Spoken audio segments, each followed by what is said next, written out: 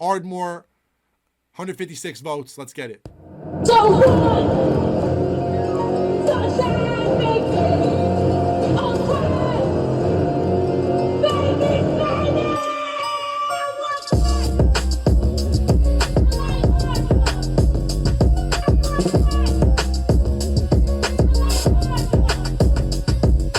Let me do a line of your ass.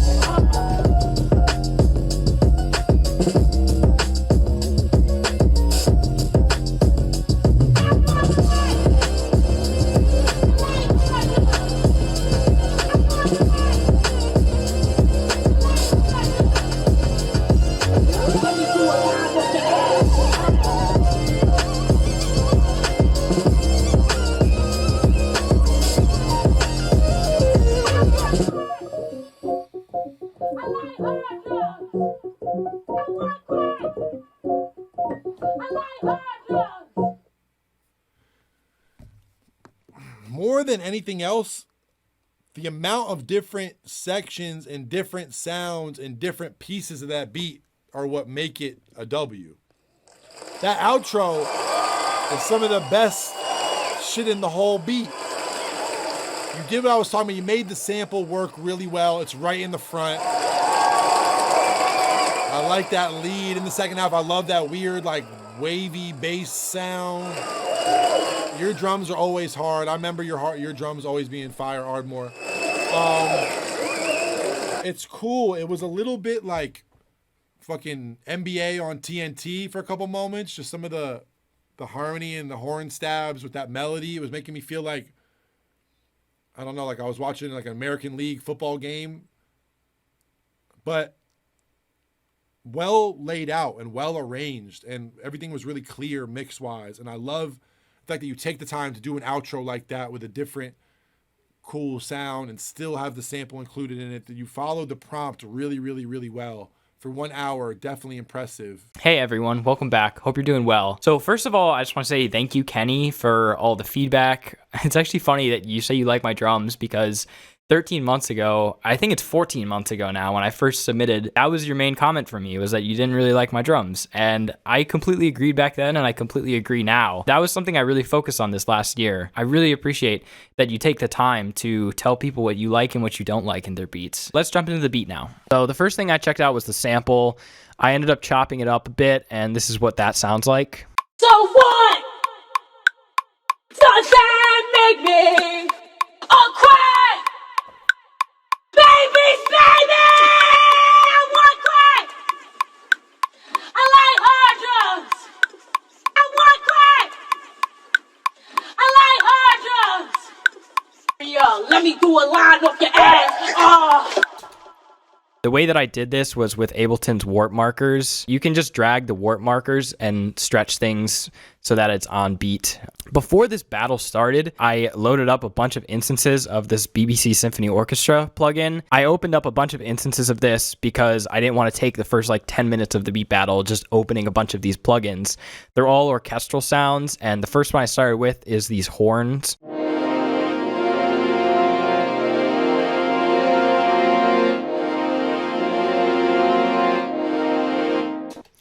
And then I added some tuba and double bass to that.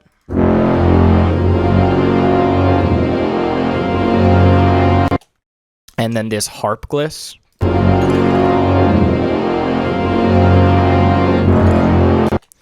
And then after that, I added some timpani.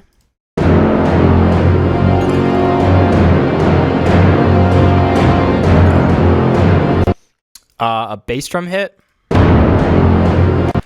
And then a timpani roll to just start the beat off.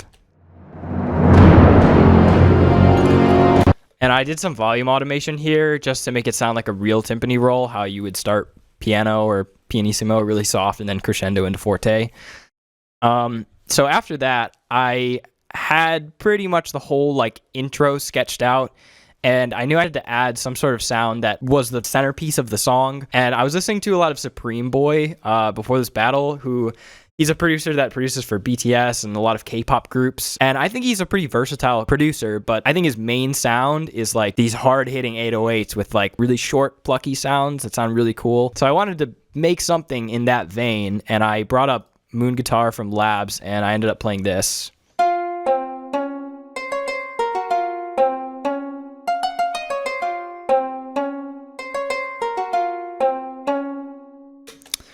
And right before the beat came in, I knew that I wanted to have everything else drop out and then have one sound kind of just lead into the beat. And so I played this lick on piano. And I'm adding Redux to this, which is some bit reduction and downsampling. And basically what this does is just adds a bunch of artifacts to your sound. They're usually really aggressive and harsh, a lot of like high frequencies. And I wanted this beat to be aggressive. So the quickest way I was able to do that was just adding Redux to a bunch of my melodic tracks. After that, the next thing I did was I repeated that pluck sound from Labs because I knew that I wanted that to be like the main part of my beat. And I also doubled it up an octave and threw Little Altar Boy on and Redux, and together those sound like this.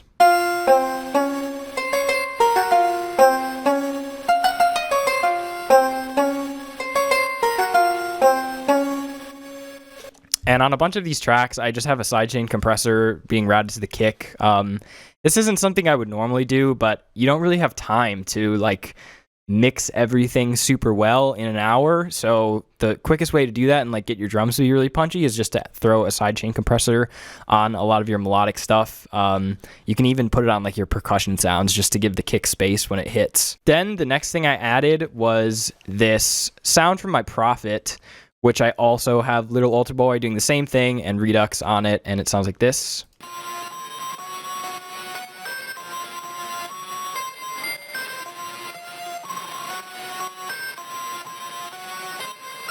After that, I had to get some drums going. I'll play the whole drum group for you.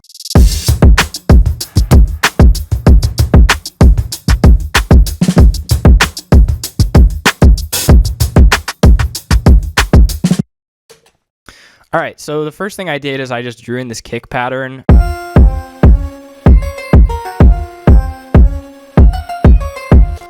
And then I have this secondary kick, which is a different kick sample that I shortened, and I brought the volume down a bunch and then took out some highs with the low pass filter. And it's just kind of like a ghost note for the kick. It makes it sound more like a real kick.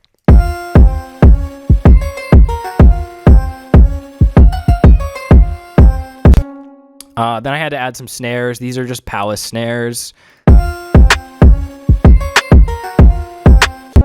I added a wide clap with that throw delay.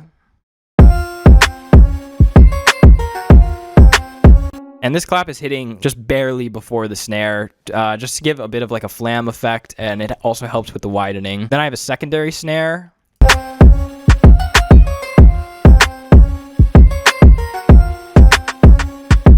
The next thing I did is I threw in this drum groove that I played a couple days prior to the battle. I wasn't going to try and record drums on the day of the battle because that's just a disaster waiting to happen.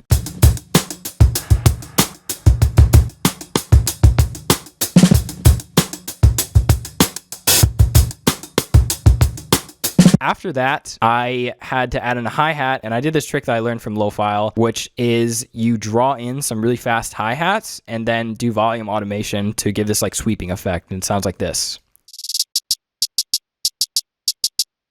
And then the pattern is super simple. After that, I added the shaker loop and then an open hi-hat. And that's pretty much the whole drums. The only other thing is I added this tom fill right before the third time the beat plays. So after that, I grabbed this 808 from a Monty Booker kit, and then I threw Little Radiator on it, doing a lot of saturation. I literally have it cranked all the way. I'm just bringing the mix down a little bit, so you still get some of the low frequencies of the original 808, but I'm adding in a bunch of harmonics with this saturation. And then I have max bass, just adding back a little bit of the bass that the saturation might have taken away. And I played something like this.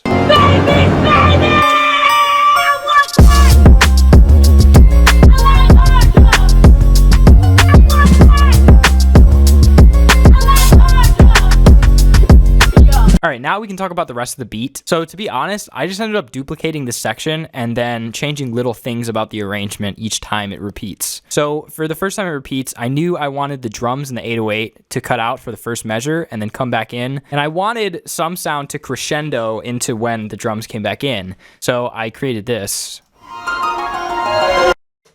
And what this is it's two labs patches. They're both the same patch. They're like a strings patch and they have a lot of white noise in them already, and then I put Little Altar Boy on it also, and they sound like this together. And then I have these harp patches from the BBC Symphony Orchestra playing this. And then I have all of them grouped together, and I'm doing some small volume automation just so that they can all crescendo. And that's pretty much the only change to the first repeat. Now, the second time that it repeats, I added a sound that I think Kenny kind of hated. Rightfully so. It's not a great sound. It sounds pretty terrible. Listen, let me just explain myself really fast.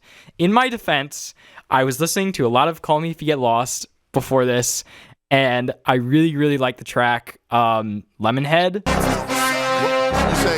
say Pandemic. And I'm pretty sure Tyler produced like everything on that album. I'm pretty sure he produces all of his stuff, which is insane, by the way. Tyler is one of my favorite producers. But he has these like super cheesy horn sounds in it, but he makes them sound so sick. And I was like, I want to do something like that in this beat. So I went over to my MIDI controller, which I usually just use for MIDI, but it has some stock sounds on it. And I found this really crappy brass patch, and I played this on it.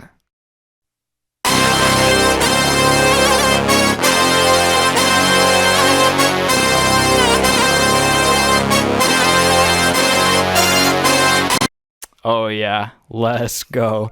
I'm pretty sure someone in the chat said those were like NFL horns, which is a pretty good way of describing them. It kind of makes me hate them more. But you know what? I'm happy I put them in the beat. They give some energy, all right, man? So after that, once again, that was like the only thing that changed in this section.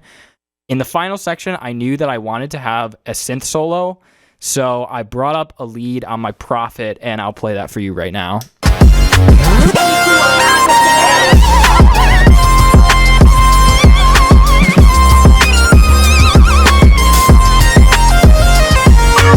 After that, the only thing left to do was add an outro. So I repeated the sample and I put a bandpass filter on it. I like hard drugs. And then I played this on the soft piano in Labs, and it's two different tracks. One of them is playing some chords and the other is playing some octaves just to add a cool texture to the rest of the chords, and both of those together sound like this.